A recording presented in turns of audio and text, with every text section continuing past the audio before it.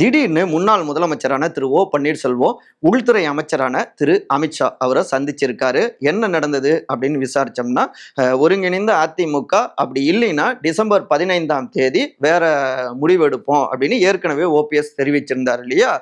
தனி கட்சி ரூட்ல அவர் இருக்காரு அப்படிங்கிறது தான். இது கேள்விப்பட்டு தான் டெல்லியில இருந்து கூப்பிட்டு பேசியிருக்காங்க. கொஞ்சம் பொறுமையா இருங்க, நாங்க பேசுறோம், நல்லதே நடக்கும் அப்படின்னு பேசியிருக்காங்க.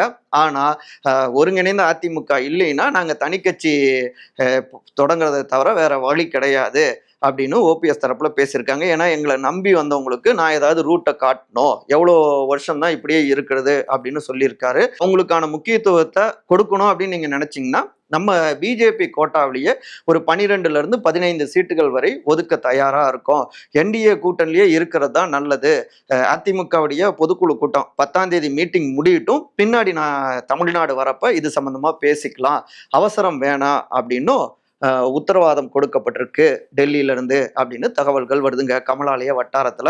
ஆனா மறுபடியும் என்டிஏ கூட்டணி அப்படின்னா இங்க மீண்டும் ஓபிஎஸ் உடைய டீம் உடைவதற்கு வாய்ப்புகள் அதிகம் அப்படின்னும் இந்த சைட்ல இருந்து தகவல்கள் வருதுங்க. அவங்களுடைய எண்ண ஓட்டங்கள் டிவிக்கு கூட்டணியை நோக்கி தான் இருக்குங்கிறாங்க சோர்சஸ்.